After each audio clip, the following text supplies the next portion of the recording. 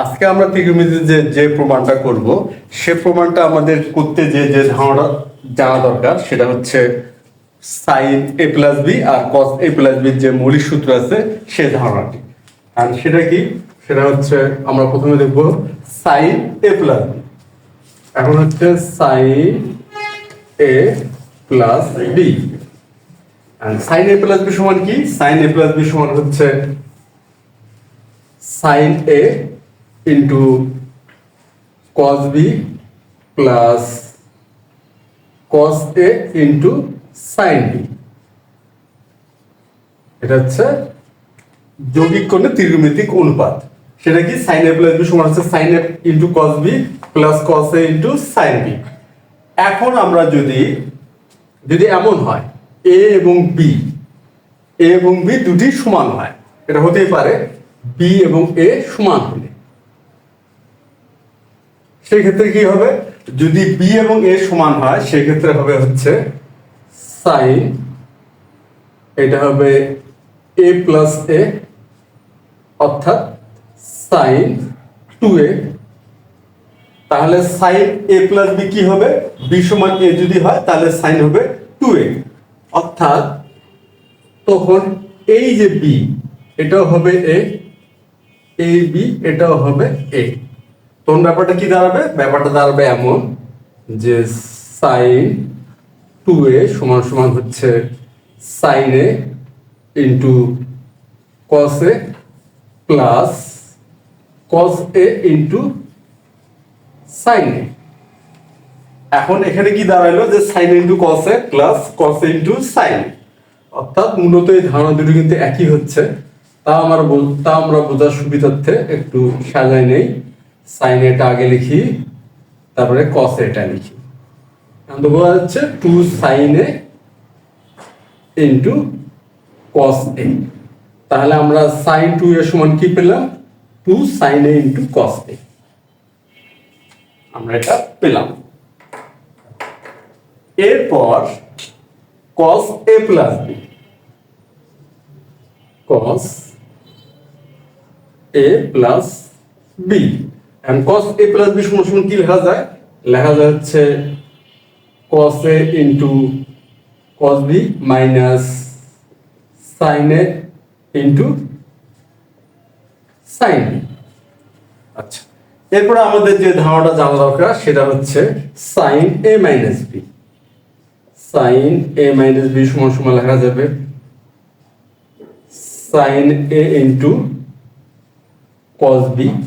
এই sine A plus B এবং sine A minus B এই দুটোর মধ্যে যে পার্থক্য, এখানে চিহ্নের এখানে প্লাস আছে আর এখানে মাইনাস আছে, তাহলে শুধুমাত্র আমাদের সবকিছু ঠিক থাকবে।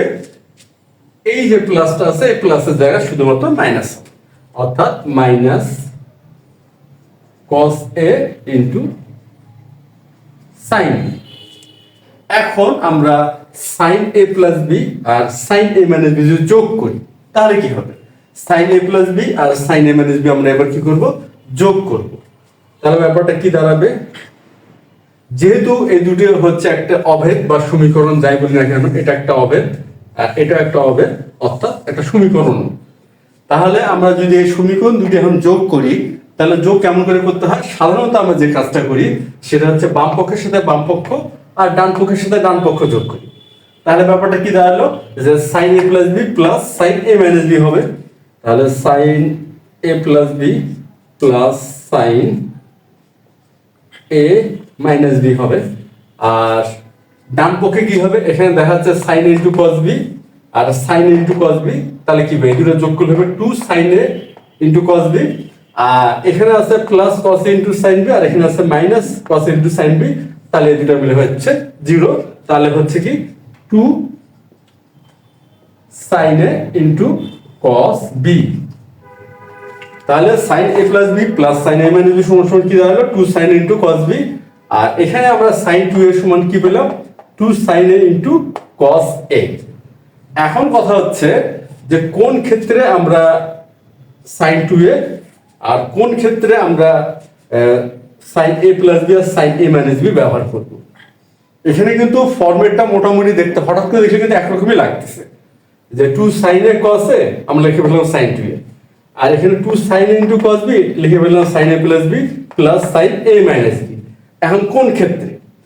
এখন আমাদের দেখতে হবে, আমাদের যখন আমরা গাণিতিক ক্যালকুলেশন করব সবসময় কিন্তু এভাবে এ এ বা এ বি এভাবে থাকবে না, অন্য কিছু থাকবে। এখন আমরা একটু দেখি, যদি এমন থাকে 2 sin theta into cos phi theta phi, আর এখানে ছিল এ এবং এ, অর্থাৎ এখানে যে কোণ এখানে ঠিক একই কোণ, কোণ দুটি একই আছে, সেই ক্ষেত্রে হয় sin 2a। আর কোণ ভিন্ন, এ এটা বি, কোণ দুটি কি ভিন্ন, সেই ক্ষেত্রে কি আসতেছে sin a plus B plus sin a minus B. তাহলে এখানে আমরা দেখি থিটা এবং ফাই কোণ দুটি কি ভিন্ন, একই নয়, একই নয়, এ আর এ এরকম নয়, একই নয়, তাহলে ভিন্ন। আর ভিন্ন হলে হবে sin a plus B plus sin a minus B. তাহলে এটা সমান সমান লিখবো আমরা sin theta plus phi plus sin theta minus phi. আচ্ছা, যদি এভাবে থাকতো 2 sin 4a আর হচ্ছে ইন্টু cos 4a, এই ক্ষেত্রে 4a কোণ, এটা হচ্ছে কোণ, এখানে দুটি কিন্তু একই, তাহলে দুটি হচ্ছে একই a এবং a, সেই ক্ষেত্রে হয় sin 2a, অর্থাৎ এখানে যে কোণটা থাকবে তার দ্বিগুণ হবে। তাহলে এখানে কোণ আছে 4, তাহলে হবে sin 2 ইন্টু 4a ইকুয়াল হচ্ছে sin 8a। এই যে ধারণাটি, তাহলে এই যে আমরা কিভাবে এই সূত্রগুলো বা অনুসিদ্ধান্তগুলো ব্যবহার করব, এইভাবে ব্যবহার করব। যদি কোণ একই হয় সেক্ষেত্রে sin 2a, আর কোণ যদি ভিন্ন হয় সেক্ষেত্রে হচ্ছে sin a plus B plus sin a minus B. আমরা অবশ্যই এটা ব্যবহার করার সময় এই বিষয়টা খেয়াল করব। তা এই তো গেল আমাদের প্রাথমিক যে ধারণা। এরপর আমাদের যে ধারণাটা জানা দরকার সেটা হচ্ছে sin 2π। sin 2π মানে কি? এটা হলো পাই রেডিয়ান, পাই রেডিয়ান মানে হচ্ছে 180 ডিগ্রি, তাহলে হচ্ছে sin 2 ইন্টু 180 ডিগ্রি সমান সমান হলো sin 360 ডিগ্রি। তাহলে এটা সমান সমান কি দাঁড়ালো? sin 360 degree. এখন sin 360 ডিগ্রির মান কত? এটা একটা ব্যাপার যে sin 360 ডিগ্রির মান কত। আচ্ছা, এখন আমরা যদি এভাবে লিখি এটাকে sin 4 গুণন 90 প্লাস 0, আমরা এভাবে লিখতেই পারি যে 360 কে আমরা কি লিখলাম 4 গুণন 90 প্লাস 0। আচ্ছা, এই ক্ষেত্রে কি হলো 4টা 90, তাহলে আমরা ঘড়ির কাঁটার বিপরীতে ঘুরবো 4 ঘর ঘুরে এখানে আসলাম, আর 0 অর্থাৎ আমরা x অক্ষের উপরই থাকলাম। এখন x অক্ষের ধনাত্মক অংশে থাকলাম, আর এখানে যদি 90 হলো কয়টা? 4টা, অর্থাৎ 90 এর জোর গুণিত, তাহলে সাইন অনুপাত সাইনই থাকলো, অর্থাৎ এটা হবে সাইন 0 ডিগ্রি। সাইন কি হবে? 0 ডিগ্রি, অর্থাৎ 0। সাইন 0 ডিগ্রির মান হচ্ছে 0, তার মানে সাইন 360 ডিগ্রির মান হচ্ছে 0।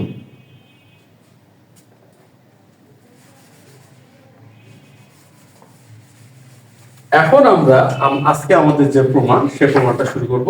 সেটা হচ্ছে আমাদের প্রশ্নটা হলো এটা যে 16 cos 2π by 15 into cos 4π by 15 into cos হচ্ছে 8π by 15 into cos 14π by 15 equal হচ্ছে 1। এটা আমাদের প্রমাণ করতে হবে। যেহেতু এটা একটা প্রমাণের অঙ্ক, তাহলে আমরা বাম পক্ষ থেকে শুরু করি।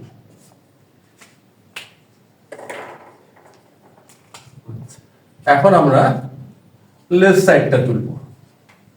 16 cos 2π by 15 into cos 4π by 15 into হচ্ছে cos 8π by 15 into cos 14π by 15। এখন কি করব? এখন এই যে আমাদের আজকে গাণিতিক যে ক্যালকুলেশনটা বা ম্যাথটা আর কি, এটা সমাধান করতে যে একটা যদি আমরা কাজ করে নেই, তাহলে আমাদের ম্যাথটা সহজে সমাধান করা যায়। আর সেটা কি, সেটা হচ্ছে আমরা ধরে নিচ্ছি, মানে প্রমাণ করার সুবিধার্থে এটা ধরে নেওয়া হচ্ছে, যে ধরে নিচ্ছি যে 2π/15 ইকুয়াল হচ্ছে থিটা। এটা আমরা ধরে নিলাম যে 2π/15 সমান হলো থিটা। এখন আমরা এটা ব্যবহার করব। 2π/15, তাহলে এটা হবে cos থিটা ইন্টু cos, এটা আছে কি 4π, এখানে 4π আছে, তাহলে আমরা অনায়াসে লিখতে পারবো 2 ইন্টু 2π/15, তাহলে এটাতে হচ্ছে 4π cos, আর এটা 4 ইন্টু 2π/15, এটা হচ্ছে cos 7 ইন্টু 2π/15। তাহলে আমরা কিন্তু সাজা নিলাম। কিভাবে সাজালাম? যেহেতু 2π/15 কে আমরা থিটা ধরছি, তাহলে প্রতি ক্ষেত্রে আমরা 2π/15টাকে আলাদা করলাম। এবং একটা বিষয় এখানে খেয়াল রাখলাম যে এই ধারণাটা বা এই যে আমরা ধরে নিচ্ছি, আমরা এটাকে ফরম্যাটিং বলি, এই ফরম্যাটিং করতে যে মানের কিন্তু কোনো পরিবর্তন আমরা করিনি। এখানে 4π ছিল, এই জন্য 2 ইন্টু 2π, এখানে 8π ছিল, এই জন্য 4 ইন্টু 2π, আর এখানে 14π ছিল, এই জন্য 7 ইন্টু 2π। আমরা কিন্তু মানের কোনো পরিবর্তন করিনি, মানের পরিবর্তন না করে আমরা ফরম্যাটিং করতেছি। এখন আমরা প্রতি ক্ষেত্রে যদি আমরা যা ধরে নিচ্ছি সেটা বসাই দিই, তাহলে যে ফিগারটা আসে সেটা আসছে এমন। তাহলে এখানে হবে cos 2 theta into cos 4 theta into cos 7 theta. আমরা যেভাবে ধরে নিচ্ছি সেভাবে কিন্তু আমরা সাজা ফেলছি। এখন আমরা যেটা ধরলাম যে কি কারণে, সেটা এখন একটু একটু বোঝা যাবে যে আমরা কি করতে যাচ্ছি। কিন্তু তার আগে আরেকটি কাজ আমাদের করে নিতে হবে। আমরা আলোচনার প্রথমেই একটি ধারণা আমরা দাঁড় করেছিলাম, 2 sin a into cos a সমান সমান sin 2a, এই ধারণাটা। আর এই ধারণা যদি আমরা এখানে ব্যবহার করার চেষ্টা করব, এই ধারণা আমরা কি করব, এখানে ব্যবহার করার চেষ্টা করব, কিন্তু সেটা কি হবে? আচ্ছা, এখন এখানে ধারণাটা ব্যবহার করতে গেলে আমাদের সাইন অনুপাত দরকার, কিন্তু এখানে সাইন অনুপাত অনুপস্থিত, সাইন অনুপাত নাই।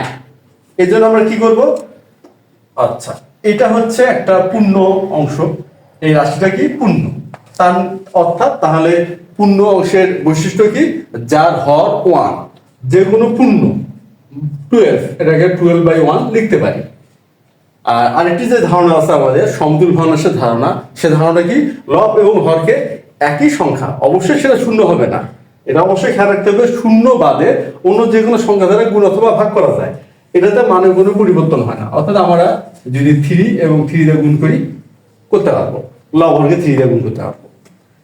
এখন এই যে ধারণাটা আমাদের সমতুল ভগ্নাংশের ধারণা, সে ধারণা যেখানে আমরা ব্যবহার করলে অনায়াসে আমরা সাইন অনুপাতটা নিয়ে আসতে পারবো। কি হবে এখন আমরা একটু দেখি। এখানে আমি সাইন থিটা লিখলাম, সাইন থিটা, অর্থাৎ আমি সাইন থিটাতে ভাগ করলাম। এখন সাইন থিটা যেহেতু ভাগ করছি, তাহলে আমরা তো মানের পরিবর্তন করতে পারবো না, তাহলে সাইন থিটাতে গুণ করতে হবে। Sine theta by sine theta অর্থাৎ 1, তাহলে এখানে আমরা একটা সাইন থিটা নিলাম, সাইন থিটা 1 হয়ে গেছে। অর্থাৎ আমরা কিন্তু মানের কোনো পরিবর্তনই করিনি, জাস্ট ফরম্যাট দিচ্ছি। কেন ফরম্যাট দিচ্ছি? আমরা এই ফরম্যাটটা আনার চেষ্টা করতেছি, 2 sin a into cos a। এখন সাইন থিটা আসলো, তারপরে বাকি যা আছে তাই থাকবে, এগুলো কোনো পরিবর্তনই হচ্ছে না। cos 2 theta cos 4 theta into cos 7 theta. আচ্ছা, এখন এখানে 16 আছে আর আমাদের দরকার 2, তাহলে অনায়াসে এখানে আমরা তো এখানেই করে ফেলি, সমস্যা নেই। 8 ইন্টু 2 করা যায়, 8 ইন্টু 2 তাহলে 16 হলো। আচ্ছা, এখন এই অংশটুকু এটার মতো হয়ে গেছে, 2 sin ইন্টু cos হয়ে গেছে, তাহলে sin 2a, তাহলে এখানে আমরা sin 2a লিখতে পারি। তাহলে 8/sin theta into sin 2a, মানে এখানে 2 থিটা ইন্টু হচ্ছে cos 2 theta into cos 4 theta into cos 7 theta লিখে ফেললাম। আচ্ছা, আবার আমরা খেয়াল করি আমাদের ধারণাটা কি ছিল, এই উভয় ক্ষেত্রে কোণ একই হতে হবে। এখানে কিন্তু আমাদের কোণ একই হয়ে গেছে, 2 থিটা 2 থিটা। তাহলে আমাদের একটা 2 দরকার, অর্থাৎ এখানে যদি আমরা একটা 2 নেই, নিয়ে এটাকে আমরা 4 লিখতে পারি। আমরা 8 এর ক্ষেত্রে 4 লিখলাম, এখানে 2 নিলাম, তাহলে 4 আর 2 8 হলো, গুণ করলে আবার কিন্তু আমাদের চলে আসছে। তাহলে এখন আমরা লিখি 4 sin theta into sin 2 into 2 theta. আচ্ছা, 2 ইন্টু 2 থিটা কি লেখা যায়, 4 থিটা। তাহলে একবারে আমরা লিখে ফেলি 4 থিটা, 4 থিটা লিখলাম, আর এখানে বাকি যা আছে তাই 4 থিটা ইন্টু cos 7 থিটা। এখন আমরা অঙ্কের ধারাবাহিকতাটা বোঝা গেছে। এখন কিন্তু দেখা যাচ্ছে যে এই আমাদের যে গাণিতিক যে হিসাবটা একটা প্যাটার্ন মেনটেন করতেছে। প্রতি ক্ষেত্রে কিন্তু আমাদের এই ফর্মুলাটা চলে আসতেছে, খুব স্বাভাবিকভাবেই চলে আসতেছে ফর্মুলাটা। এই যে sin 4 থিটা cos 4 থিটা, অর্থাৎ এখানে আমরা যদি 2 নেই, 2 ইন্টু 2 লিখি, তাহলে কিন্তু হচ্ছে 2 sin 4 থিটা cos 4 থিটা। তাহলে এই যে এই প্যাটার্নটা চলে আসছে আমাদের কি sin 2a into cos a মতো, অর্থাৎ sin 2a, অর্থাৎ তাহলে এখানে বোঝা যাচ্ছে এখানে হবে sin 8 থিটা। যেহেতু এখানে 4 থিটা 4 থিটা, তাহলে 2 ইন্টু 4 থিটা অর্থাৎ sin 8 থিটা। তাহলে এখানে হচ্ছে 2 sin থিটা ইন্টু হচ্ছে sin 8 theta into cos 7 theta.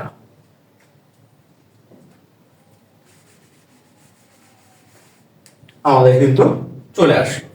এখন কথা হচ্ছে, এতক্ষণ আমরা যে ফরম্যাট ধরে ম্যাথটা করে আসতেছিলাম, প্রতি ক্ষেত্রে কোণ দুটি একই হচ্ছিল, কিন্তু এখন কিন্তু কোণ দুটি ভিন্ন হয়ে গেছে, 8 থিটা 7 থিটা। এখন আমরা